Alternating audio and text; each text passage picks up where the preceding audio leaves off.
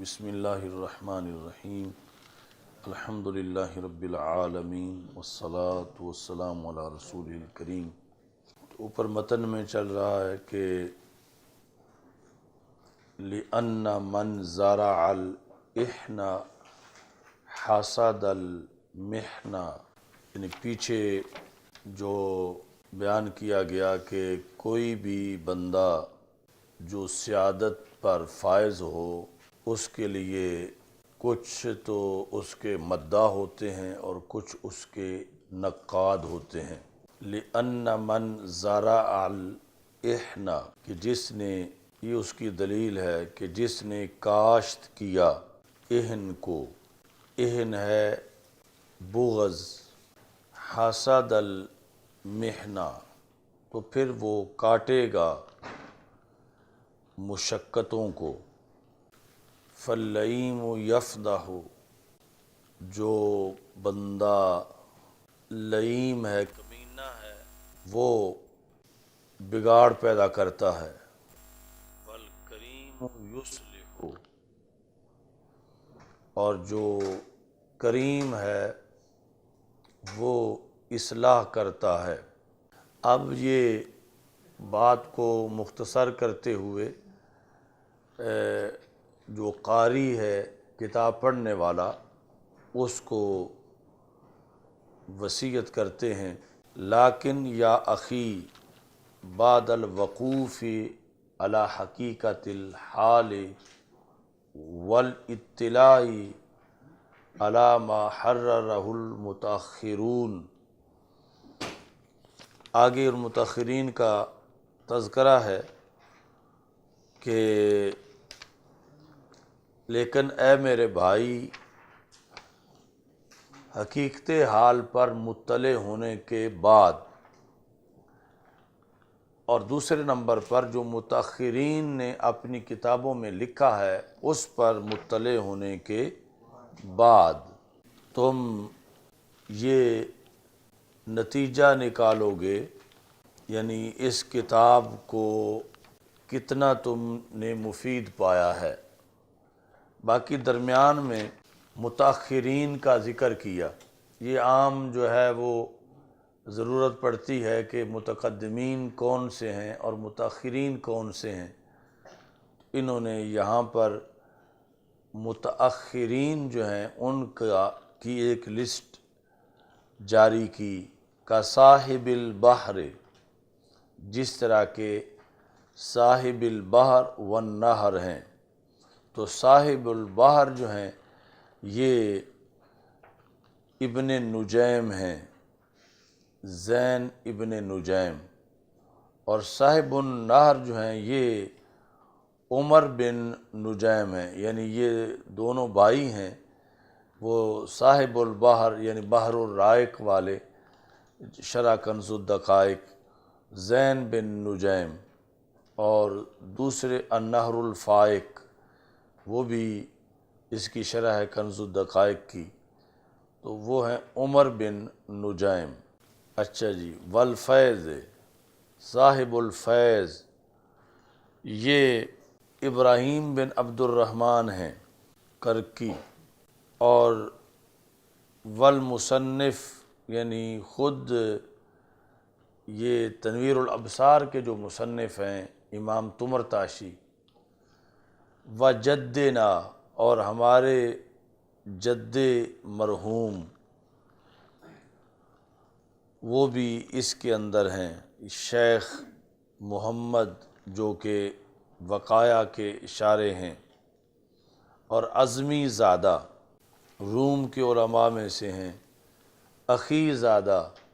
جو کہ دولت عثمانیہ کے اندر اہم منصب پر فائز تھے، اور عبد الحلیم بن محمد ان کا نام ہے، سعدی آفندی جن کو سعدی چلپی بھی کہتے ہیں، ذیلی، یہ جن کی کتاب ہے تبیین الحقائق شرح کنز الدقائق، امام ذیلی، فخر الدین ذیلی۔ ایسے ہی نصب الرایہ فی تخریج احادیث الہدایہ، وہ بھی ان کی کتاب ہے۔ اکمل، اکمل سے مراد اکمل بابرتی، اکمل الدین محمد بن محمود بابرتی، یہ ایران کے ہیں۔ اور ان کے علاوہ اچھا جی کمال، اکمل والکمال، کمال سے مراد ابن حمام ہیں، اور یہاں بھی انہوں نے لکھا هو الامام المحقق حیث اطلق، یعنی جب آئے قال المحقق تو محقق سے مراد ابن حمام ہے، یعنی محقق علی الاطلاق۔ اس کے بعد ابن کمال، یہ ہیں ابن کمال پاشا۔ ما تحقیقات سانحہ بحل بالو، متأخرین والاطلاع علی ما حررہ المتأخرون، متأخرین نے جو لکھا ہے اس پر مطلع ہونے کے بعد سمیت ان تحقیقات کے سانحہ بحل بالو، سانحہ جس کا معنی ہے کہ جن کی طرف تعریض کی اور اشارہ کیا، تصریح نہیں کی۔ وَتَلَقَّيْتُهَا عَنْ فُحُولِ الرِّجَالِ، جو کہ تحقیقات میں نے حاصل کیں اس فن کے ماہرین سے، یعنی یہ سب کچھ جو ہے اس کتاب کے اندر موجود ہے، لیکن اس کے باوجود یأبی اللہ العصمۃ لکتاب غیر کتابہ، اللہ نے یہ انکار کیا ہے کہ اس کی کتاب کے علاوہ اور کوئی کتاب معصوم ہو، یعنی غلطی سے بچی ہوئی ہو۔ تو اصل یعنی معصوم ہونا یہ شان ہے کتاب عزیز کی، یعنی قرآن مجید کی۔ تو باقی جو انسانوں کی لکھی ہوئی کتابیں ہیں، یعنی اس امت کے جو مصنفین ہیں، ان کے اندر غلطی آ سکتی ہے، کیونکہ مطلقاً عصمت جو ہے وہ شان انا نحن نزلنا الذکر وانا لہ لحافظون، یہ صرف قرآن مجید کے لیے ہے۔ والمنصف من اغتفر، اب یہ مان کے کہ غلطی ہو سکتی ہے، خطا، آگے کہتے ہیں کہ یہ قانون ذہن میں رکھنا چاہیے کہ جس بندے کی طویل ثواب تحقیقات ہوں درست، تو اس سے اگر غلطی ہو بھی جائے تو پھر اس کو نظر انداز کر دینا چاہیے۔ تو کہتے ہیں والمنصف، منصف بندہ وہ ہے من اغتفر، جس نے بخش دیا قلیل خطاء المرء، بندے کی تھوڑی غلطی کو، فی کثیر ثوابہ، اس کے کثیر درست فیصلوں کے اندر یا درست تحریروں کے اندر جو قلیل غلطی ہو گئی اس کو بخش دینا یہ منصف کا کام ہے۔ وَمَعَ هَذَا، اس سب کچھ کے باوجود، یعنی اس سے مراد چاشی میں لکھا ہے ما ہواہ من التحریرات والتحقیقات، کہ اس در مختار کے اندر جس قدر بھی تحریریں ہیں، تحقیقات ہیں، اس سب کے باوجود فمن اتقن کتابی ھذا، جس بندے نے میری یہ کتاب پختہ طریقے سے حاصل کر لی، فہو الفقیہ، تو پھر وہ بندہ فقیہ ماہر ہے۔ ومن ظافر بما فیہ، جو بندہ اس کتاب کے اندر جتنے خزانے ہیں وہ خزانے اس نے حاصل کرنے میں کامیاب ہو گیا، تو وہ کیا کہے گا؟ فَسَيَقُولُ بِمِلْءِ فِيهِ، تو وہ منہ بھر کے یہ کہے گا، یعنی واشگاف لفظوں میں خراج تحسین پیش کرے گا۔ فَسَيَقُولُ بِمِلْءِ فِيهِ، اپنا منہ بھر کے وہ کہے گا کیا، کم ترک الاول للآخر، کہ کتنا چھوڑ دیا ہے پہلوں نے پچھلوں کے لیے۔ یعنی الفضل للمتقدم تو ہے، لیکن اس کے باوجود یعنی نبوت کا دروازہ بند ہوا ہے، امامت یا علم حکمت کا دروازہ بند نہیں ہوا۔ تو پہلے بڑے بڑے ائمہ گزرے ہیں، تو میری کتاب دیکھ کے پڑھنے والا یہ ضرور کہے گا کہ سارا کچھ پہلے ہی نہیں لے گئے، کوئی پہلے پچھلوں کے لیے بھی چھوڑ گئے ہیں۔ تو اس بنیاد پر یہ اگرچہ آئے بعد میں ہیں امام حسکفی صاحب در مختار، لیکن ان کے حصے کا بھی رب نے رکھا ہوا تھا، تو جو انہوں نے اپنے قلم سے اس کا اظہار کیا، اور یہ کتاب قابل قدر بنی کہ اس میں بہت کچھ وہ ہے کہ جو خزانے انہی کے حصے کے تھے اور وہ پہلی کتابوں میں نہیں تفصیلاً ذکر کیے گئے۔ تو اصل یہ فیض ہے قرآن مجید کا۔ تو ایک قول ہے، یعنی حلیۃ الاولیاء کے اندر اللہ تعالیٰ کا فرمان ہے کہ مَثَلُ کتاب احمد بین الکتب کَوِعَاءٍ فیہ لبن کلما مخدتہ اخرجت زبدۃ، یعنی یہ اللہ تعالیٰ نے حضرت موسیٰ علیہ السلام سے کہا کہ مَثَلُ کتاب احمد بین الکتب، کہ جو میں تمہارے بعد حضرت محمد مصطفیٰ صلی اللہ علیہ وسلم کو کتاب دوں گا، اس کی کتاب کی مثال ساری کتابوں کے درمیان، یعنی غیر الہامی تو غیر الہامی رہ گئیں، جو آسمانی کتابیں ہیں ان کے درمیان اس کی مثال یوں ہوگی کَوِعَاءٍ، جیسے ایک برتن ہو، فیہ لبن، جو دودھ سے بھرا ہوا ہو، کلما مخدتہ اخرجت زبدۃ، کہ جو بھی اسے بلوئے گا اپنے حصے کا مکھن نکال لے گا۔ کہ جب بھی تو اے قیامت تک کے سننے والے،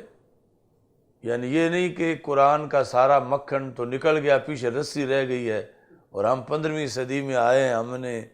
تو لسی رہ گئی ہے پیچھے۔ تو اللہ تعالیٰ نے اس وقت کہا، ابھی قرآن نازل نہیں ہوا تھا، کہ یہ کبھی بھی لسی نہیں بنے گا، یعنی کہ جس کے اندر گھی باقی نہ بچا ہو، اور صرف لسی۔ اب کس قدر اس کا گھی صحابہ کرام علیہم الرضوان نے تناول کیا، لیکن تابعین کا حصہ پھر بھی باقی تھا، اور تابعین کے مرحلہ میں جب یہ دین پہنچا تو کتنی انہوں نے آگے تحقیقات کی، اور کس قدر یہی علم جو ہے وہ مزید نکھر کے سامنے آیا، تابعین سے تبع تابعین تک پہنچا۔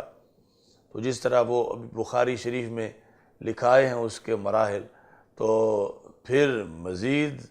یہ نہیں کہ ان کے لیے اب کچھ نہیں بچا تھا، پہلے سارے کھا گئے ہیں۔ اب آگے جو ہے یعنی صحابہ نے کمال درجے کا فیض حاصل کیا، لیکن امام ابو حنیفہ تو پھر بھی امامت پا ہی گئے بعد میں، اگرچہ صحابی کہ ہم پلہ نہیں ہیں کسی صحابی رضی اللہ تعالیٰ عنہ کے، لیکن اپنے ایریا کے اندر انہیں بھی بہت کچھ مل گیا۔ اب امام بخاری بعد میں آئے تو انہیں اپنے زمانے میں مل گیا، امام طحاوی اپنے زمانے میں آئے تو یہ نہیں کہ اب پہلے سب کچھ لے گئے، اب پڑھنے کا فائدہ ہی کوئی نہیں، کہ انہیں اپنے زمانے میں ملا۔ اس طرح حضرت مجدد الفسانی اپنے عہد میں کمال حاصل کر گئے تو اعلیٰ حضرت کا حصہ ابھی بچا ہوا تھا۔ تو اس طرح یہ نہیں قرآن کی شان ہے کہ اس سے کسی کو مایوس نہیں ہونا چاہیے کہ اتنے ہزاروں امام گزر گئے ہیں، محدث، مفسر، فقیہ، اب ہم کیا کریں گے، ہمیں کیا ملے گا؟ تو یہ ایسا دودھ ہے کہ جو بھی اس کو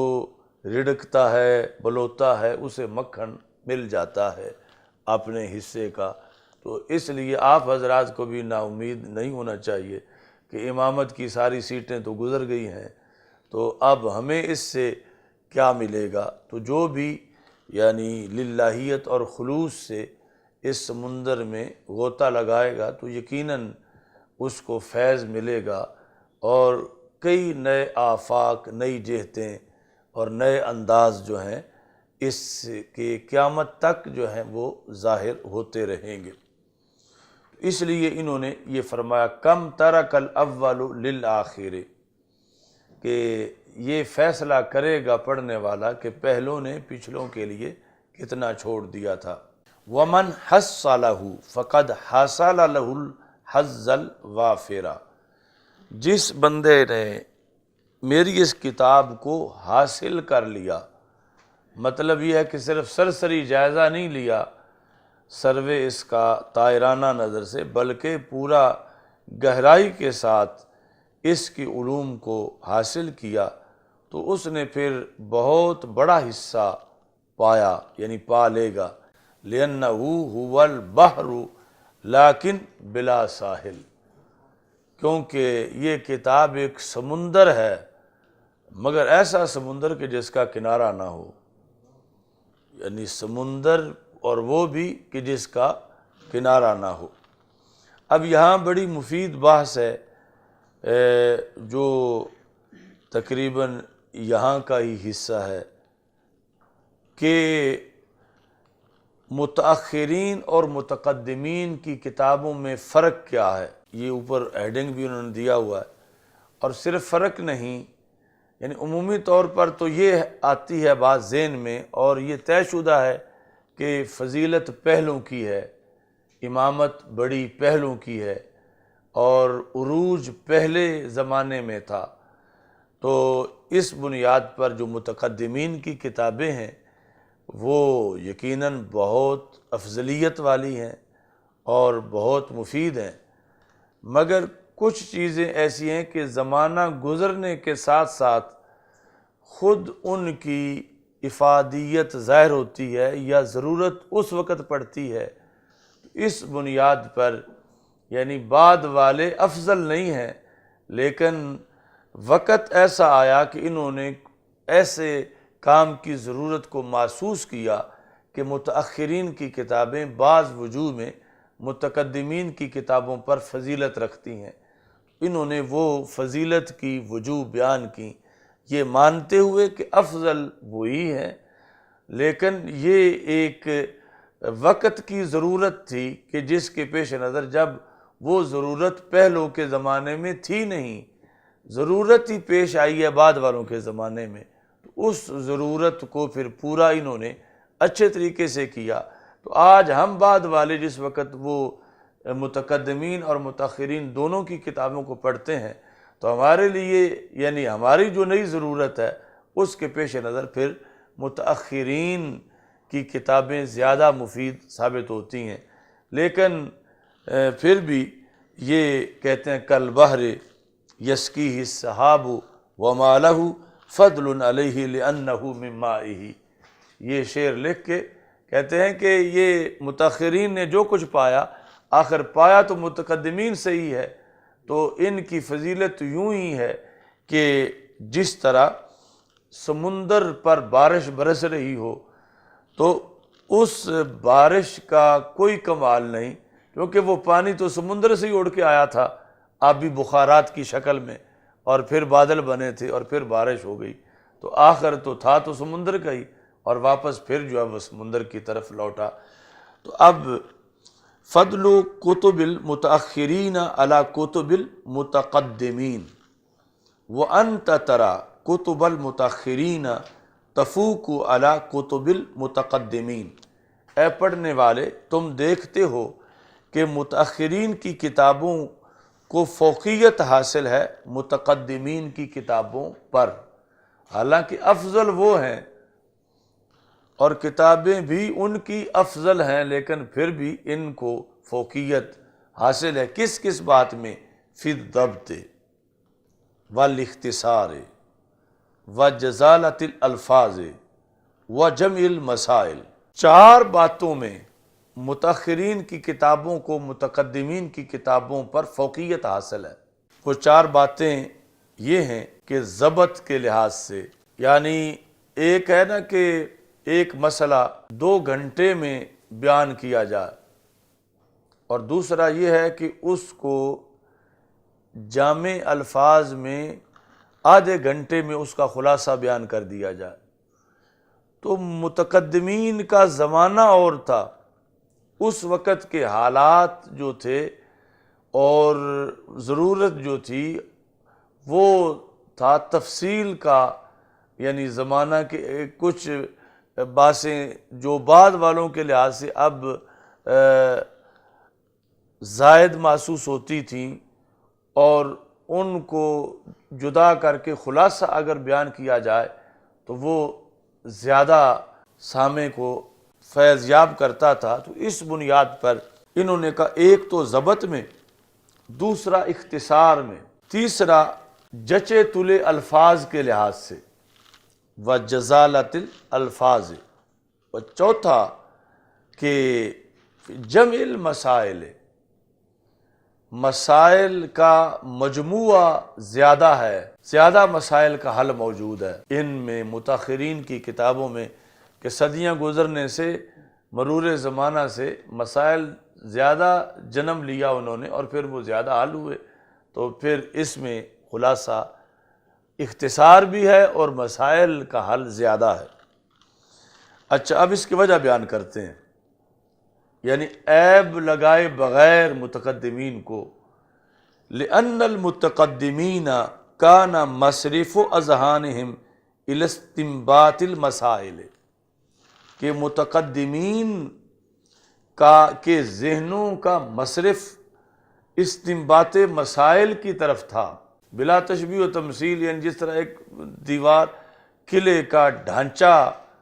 بنتا ہے اور ایک اس پہ پھر نقش و نگار کیا جاتا ہے، تو اگر وہ کنکریٹ بھرنے والے نقش و نگار میں پڑ جائیں تو پھر وہ مضبوط ہی نہیں بنے گا۔ اب وہ مرحلہ مضبوطی کا مرحلہ ہے، وہ نقش و نگار کا مرحلہ نہیں ہے۔ تو اس بنیاد پر لأن المتقدمین کان مصرف اذہانہم الی استنباط المسائل، وہاں ابھی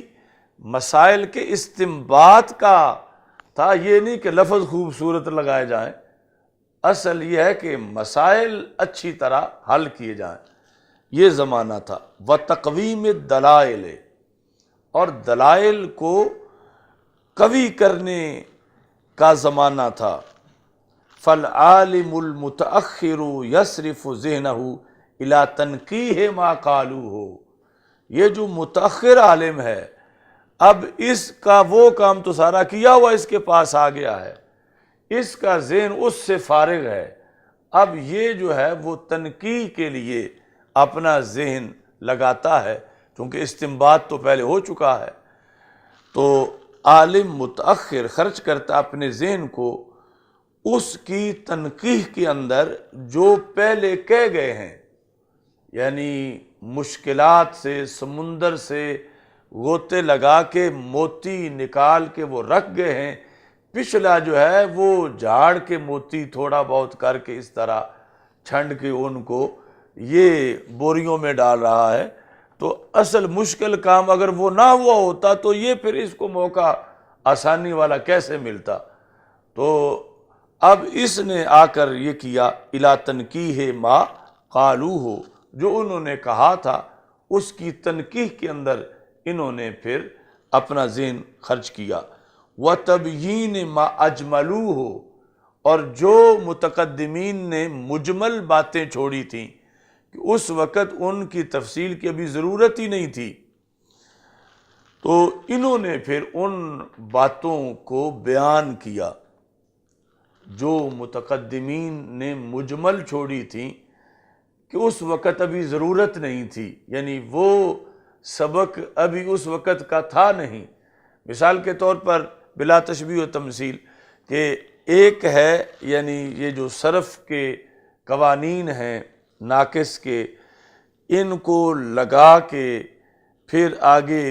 صرف صغیر اور کبیر مکمل بنانا، ایک ہے پہلے سال والوں کو ابھی صرف جو ہے وہ اجوف کی مثال قالا بتانا اور ناقص کی مثال دعا بتانا، یعنی صرف صغیر کبیر کی وضاحت کی طرف نہ جانا، تو اب اس وقت ابھی اس کو ضرورت نہیں اس چیز کی، کیونکہ وہ ابھی اتنی تفصیلات کو سامنے اس وقت اگر رکھے جب اس کو بھی پتہ ہی نہیں کہ ماضی کے کل صیغے کتنے ہوتے ہیں، مضارع کے صیغے کتنے ہوتے ہیں، یعنی یہ آسان باتیں بھی اس کو پتہ ہی نہیں، اور اس کو اتنے آگے جو تفصیلی مسائل میں لگا دیا جائے تو اس کے لیے مشکل ہوگی۔ تو اب جس نے اس وقت صرف قالا یا دعا پڑھا دیا اور ساتھ صرف صغیر اس کی پوری نہیں پکوائی، تو یہ پتہ نہیں کہ لازم نہیں آتا کہ اسے آتی نہیں تھی، اس نے مخاطب کا دھیان رکھا کہ ابھی اس کے لیے اتنا ہی کافی ہے۔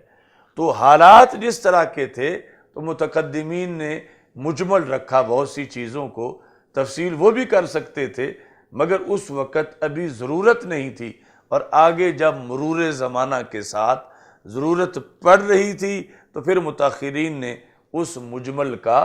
بیان کیا۔ اب ظاہر ہے کہ جب بیان ہوگا تو مزید بعد والوں کو تو وہ بیان اچھا لگے گا اور مجمل سے زیادہ وہ پسند آئے گی، لیکن اصل جس طرح ڈھانچہ ہو تو پھر اس پہ لش پش ہو سکتی ہے، ڈھانچہ ہی نہ ہو تو پھر کیسے ہو۔ تو اس بنیاد پر یہ جو متاخرین ہیں انہوں نے بیان کیا ما اجملو ہو، جو متقدمین نے مجمل چھوڑا تھا، وتقیید ما اطلقو ہو، اور جو متقدمین نے مطلق چھوڑا تھا انہوں نے اس کو مقید کیا، یعنی اس کی حدود بیان کی، ان احکام کی وقت کی ضرورت کے پیش نظر۔ وَجَمْعِ مَا فَرَّقُوهُ ہو، اور جو انہوں نے جدا جدا خزانے رکھے ہوئے تھے انہوں نے ان کو جمع کیا۔ مثال کے طور پر ایک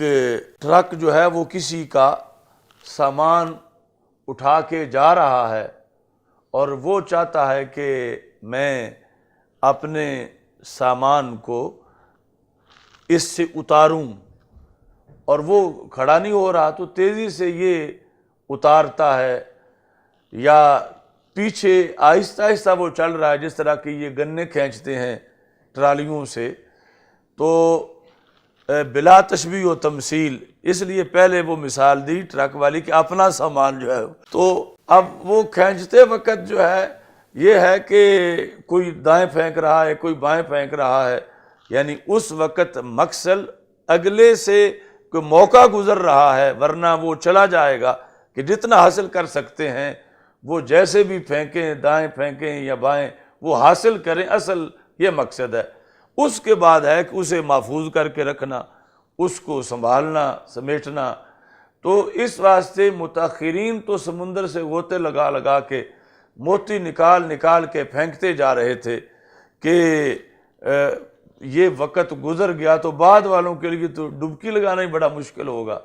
تو اب وہ موتی جو ہے بلا ترتیب پڑے ہوئے تھے، تو متاخرین نے پھر ان کو ترتیب دینا شروع کر دیا اور سنبھال کے رکھنا شروع کر دیا۔ تو یہ یعنی وقت کی ایک ضرورت تھی، نہ یہ کہ ان کا کام بڑا ہے، کام تو پہلوں کا ہی بڑا ہے، لیکن ضرورت اب یہ تھی کہ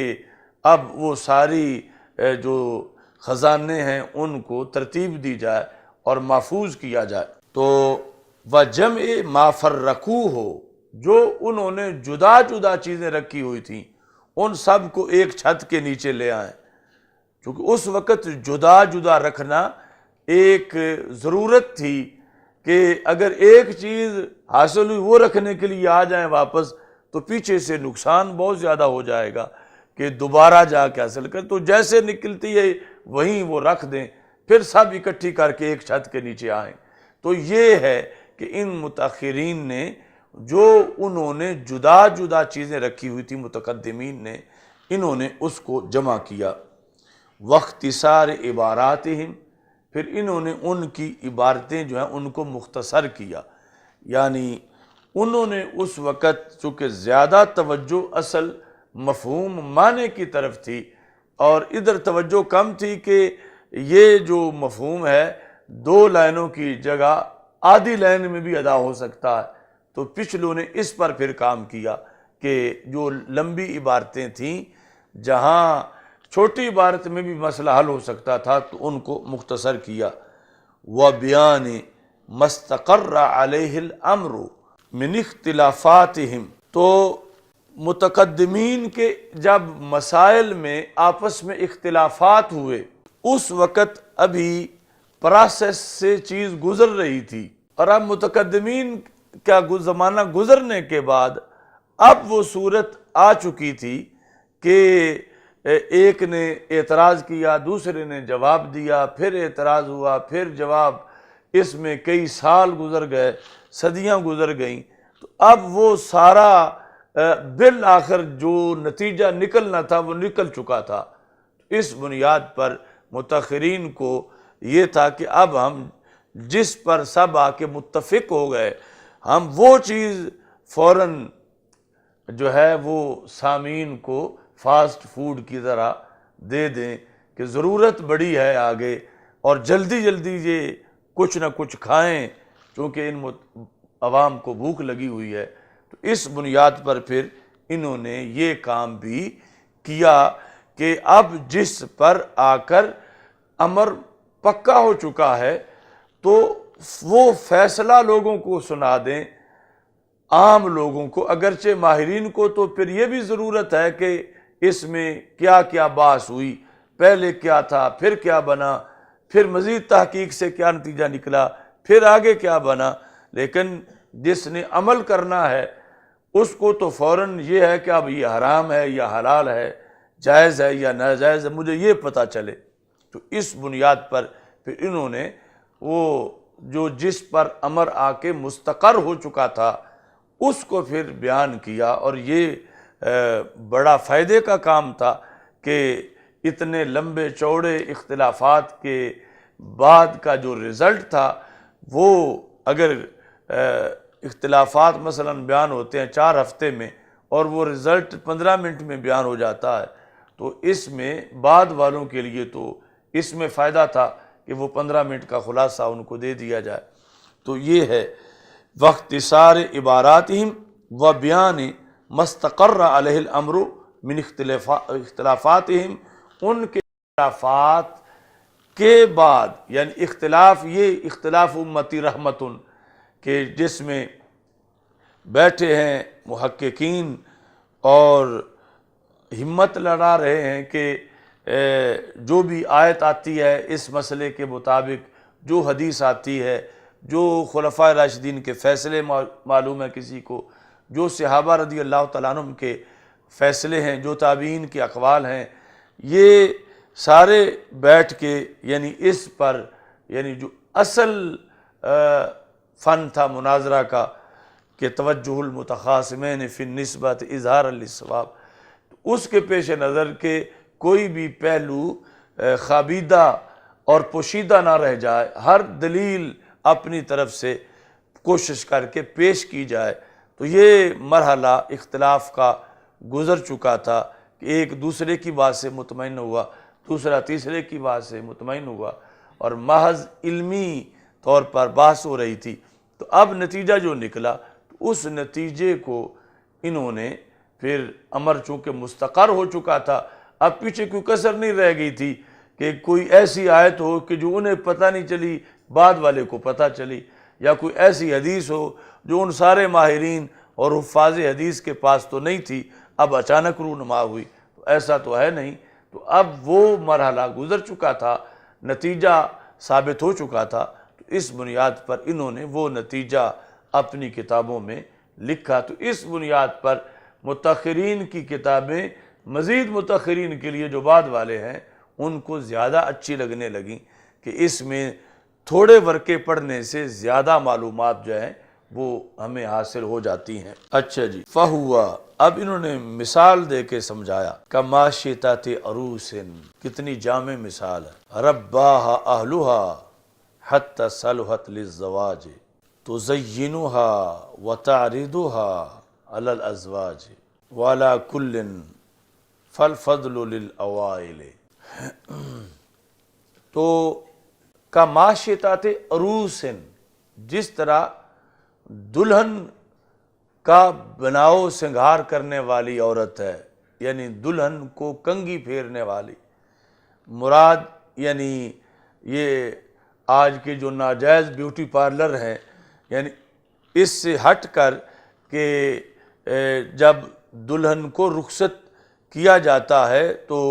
شرعی طور پر یعنی اس کے لیے جو تیاری ہے، تو ایک ہے اس عروس کے لیے ماشطہ کا کردار، دوسرا اس جس کی عمر مثلا 25 سال ہے تو 25 سال جس نے اس کو کھانا کھلایا، اس عروس کو، اس کے والدین جنہوں نے اس کے کپڑوں کی ضرورت پوری کی، جنہوں نے 25 سال تک، یعنی اگر وہ رہتی بھوکی تو آج بناؤ سنگھار کیا کام کرتا، یعنی آج جو ماشطہ اس کو، یا ماشطہ کی جگہ یہ جو کاشتہ ہے بیوٹی پارلر والی، کہ یہ اس کا سمجھا جا رہا ہے کہ اس نے بڑی اچھی دلہن تیار کی، تو وہ 25 سال تک جنہوں نے خون پسینے کی کمائی سے اسے کھلایا، پروان چڑھایا اور ساری ضرورتیں پوری کیں، اصل تو ان کا کردار ہے۔ تو متاخرین یوں ہیں جیسے دلہن کے والدین اور ان کی محنتیں، ان کی مشقتیں، ان کی ایک ایک دن اور ایک ایک رات کی اس کے لیے جو نگرانی تھی اور حفاظت تھی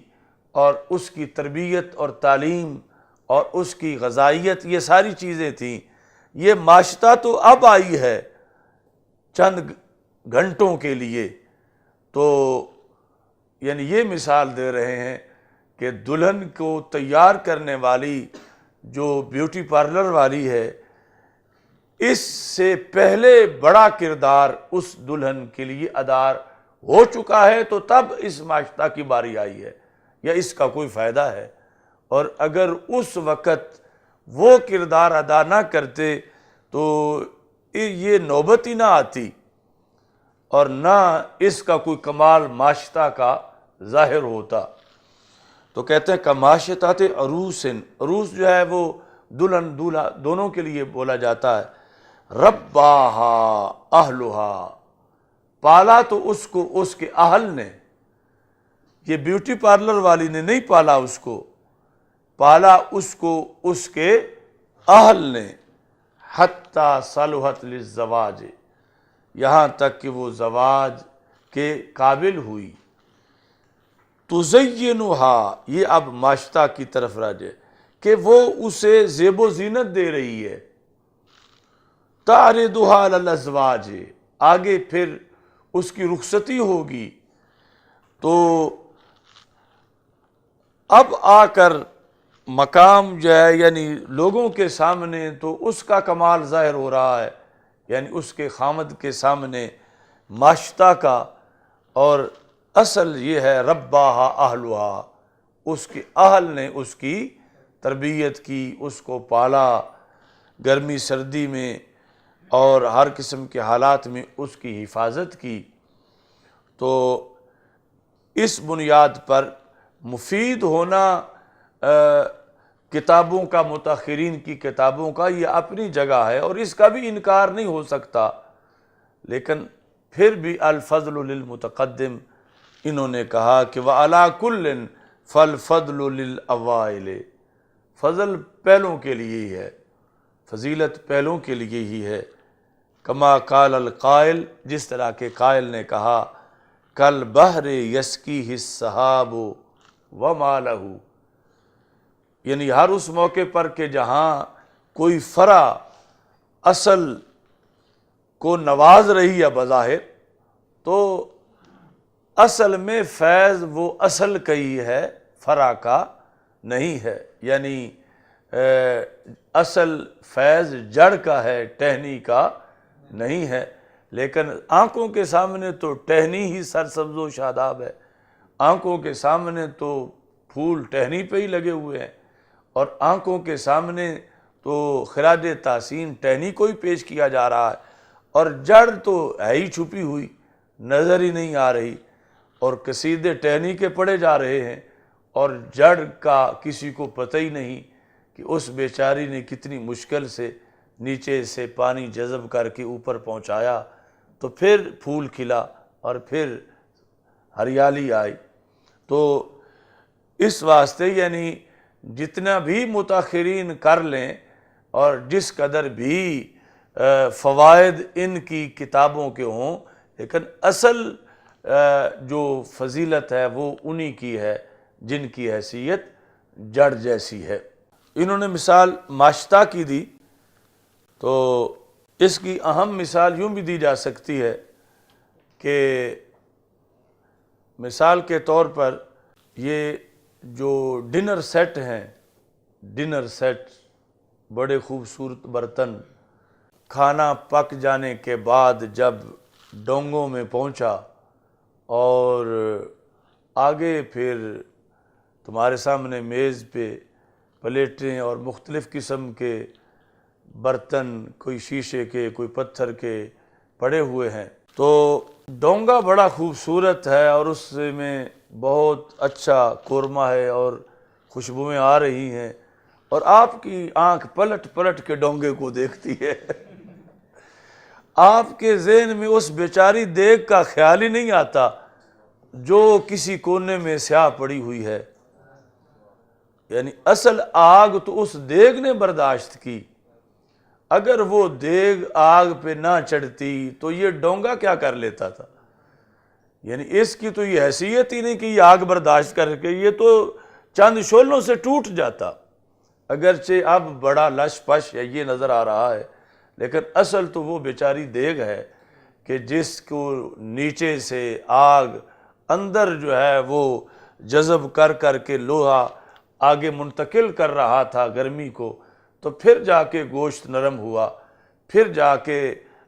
اس میں لذت اور ذائقہ بنا اور مختلف چیزیں جو ہیں وہ بنی۔ تو اب آپ صرف ڈونگے کو ہی دیکھتے ہیں تو، اور ظاہر ہے کہ یعنی ظاہری طور پر تو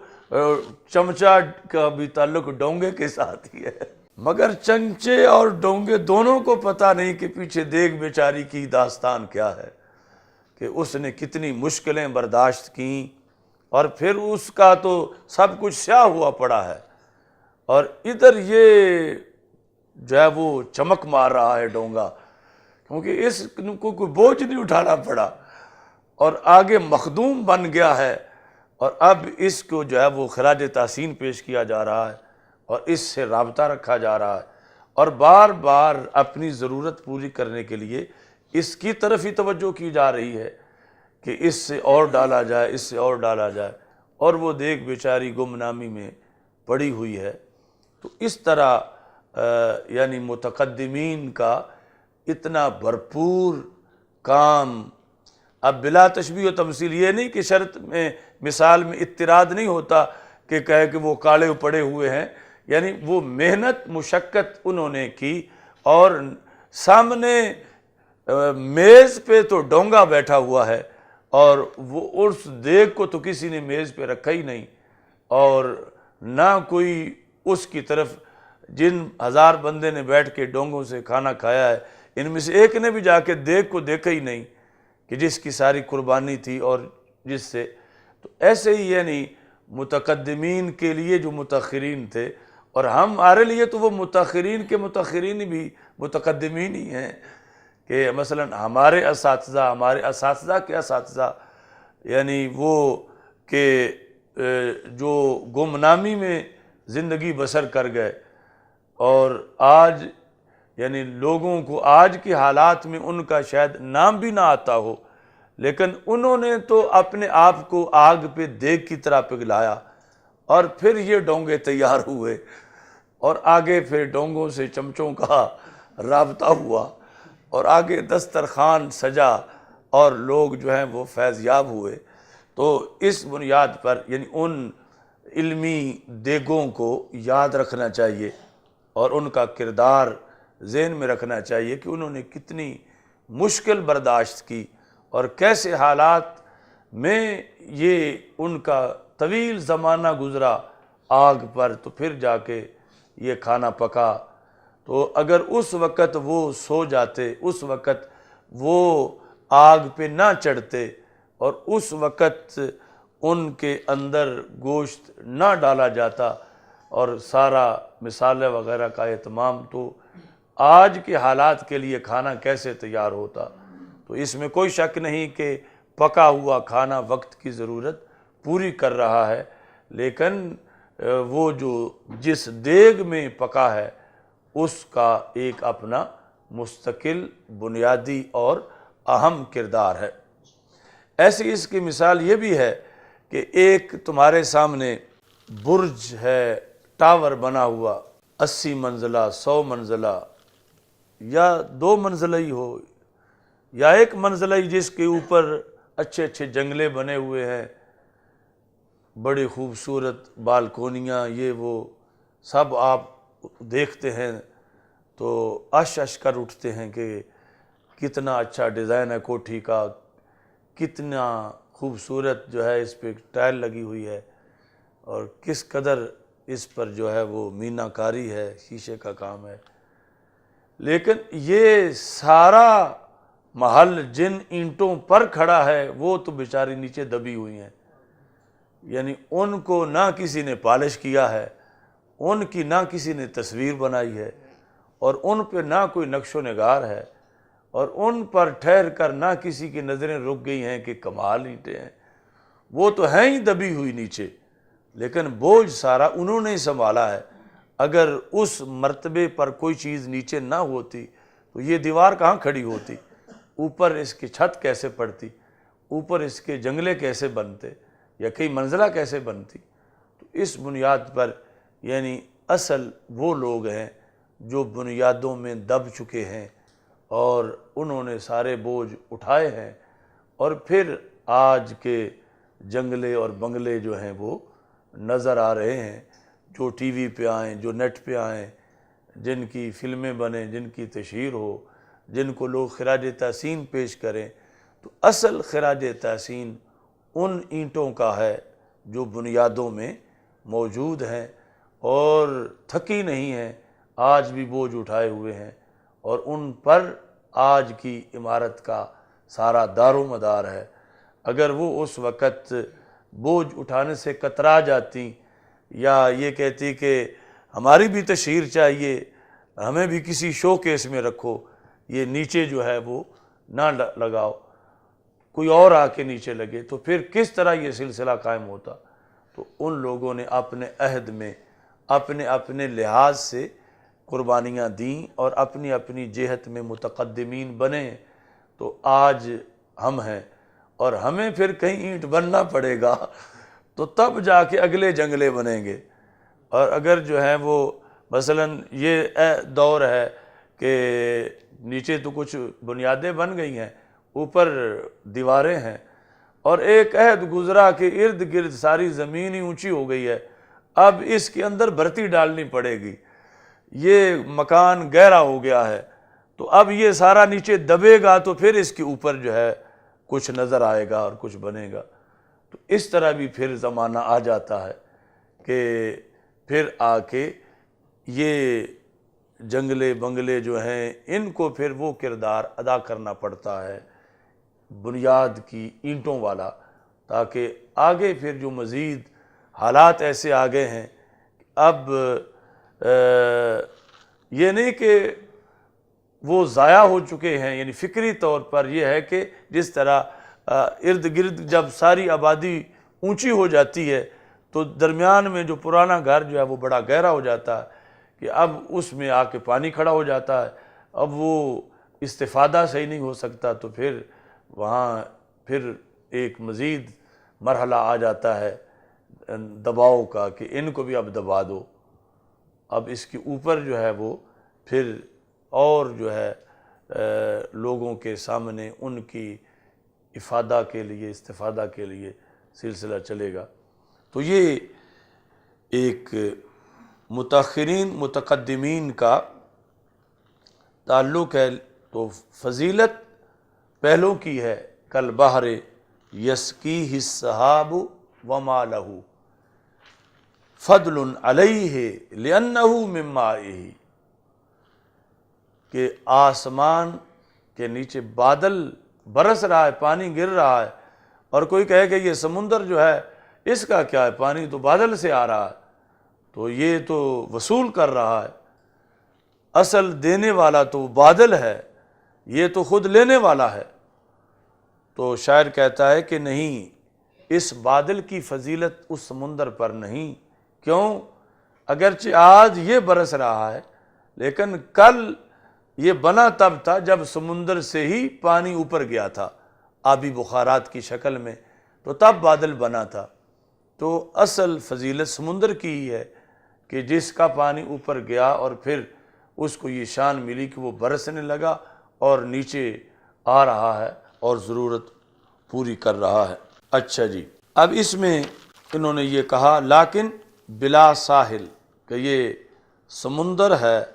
مگر ساحل کے بغیر، کنارے کے بغیر۔ ووابل القطر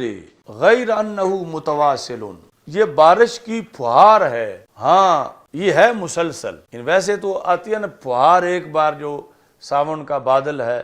تو پھوار آتی ہے پھر رک جاتی ہے، پھر ایک بار تیز آ جاتا ہے پھر رک جاتا ہے۔ تو یہ کہتے ہیں کہ یہ پھوار میں تسلسل بھی ہے، یہ رکتی نہیں، یہ ایسی پھوار ہے علم کی کہ جس کے اندر تواصل ہے اور انقطاع نہیں ہے۔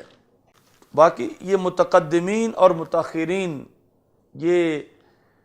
ویسے تو اضافی چیزیں ہیں، یعنی ہم سے جو 5 صدی پہلے ہیں اب ہمارے لیے تو وہ متقدمین ہی ہیں، لیکن ویسے ان کو متاخرین شمار کیا جائے گا۔ تو بہرحال اس کی جامع ڈیفینیشن تو بہت مشکل ہے کہ کس کو متقدمین کہا جائے اور کس کو متاخرین کہا جائے، لیکن پھر بھی اس کی ہم کل ایک لکھوائیں گے کہ کہاں تک کہ فقہا کو متقدمین کہا جائے گا اور کہاں کے جو وہ ہیں جن کو متاخرین کہا جائے گا، اور اس طرح پھر آگے فتوے کے اندر بھی ان کے متقدمین متاخرین ہونے کا احتمال ہوگا۔ یہ دیکھ لو، لیکن بلا ساحل، الساحل ریف البحر، یعنی سمندر کے کناروں کے ساتھ جو سبزہ اگا ہوتا ہے یا درخت یا دیہاتی ایریا، ریف البحر وشاطئہ، کنارہ، مقلوب لأن الماء ساحلہ، ساحل کو ساحل کیوں کہتے ہیں کہ ساحلہ کا معنی ہوتا ہے چھیلنا، کہ سمندر کا پانی لگ لگ کے اس کو چھیلتا ہے، تو اس بنیاد پر وہ پلٹا ہوا ہوتا ہے، اس کو ساحل کہتے ہیں۔ تو وکان القیاس مسحولا، قیاس یہ ہے کہ جس کو چھیلا گیا ہے تو پھر اس کو ساحل تو ہے چھیلنے والا، تو اسے کہنا چاہیے مسحول، جس کو چھیلا گیا ہے۔ تو یہ پھر یعنی کچھ الفاظ ایسے ہیں کہ جن کے اندر جوار کی بنیاد پر، قرب کی بنیاد پر جو ہے وہ تبدیلی آ جاتی ہے کہ ساحل کو مسحول کہہ دیتے ہیں، مسحول کو ساحل کہہ دیتے ہیں۔ اچھا جی،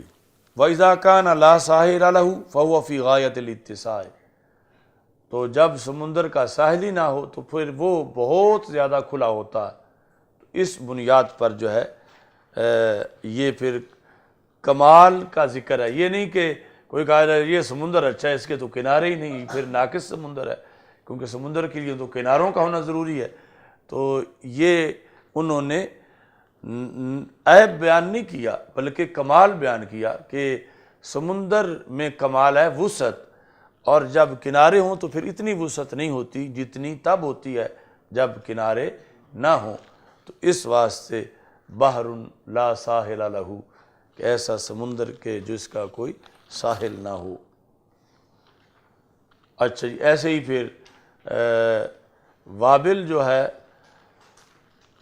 تیز موسلادھار برسنے والی بارش، اس میں کمال ہے، لیکن انقطاع ایک عیب ہے، اور جب متواصل ہوگا تو پھر وہ عیب بھی موجود نہیں ہے۔ الحمدللہ رب العالمین والعاقبۃ للمتقین والصلاۃ والسلام علی رسولہ الکریم۔ استغفر اللہ لا الہ الا اللہ وحدہ لا شریک لہ لہ الملک وَلَهُ الْحَمْدُ وَهُوَ عَلَى كُلِّ شَيْءٍ قَدِيرٌ اللهم إنا نعوذ بك من زوال نعمتك وتحول عافيتك وفجاءة نقمتك وجميع سخطك اللهم اشف مرضانا اللهم انزل الرحمة والبركة على قبورهم وصلى الله تعالى على حبيب سيدنا محمد توحید و رسالت کا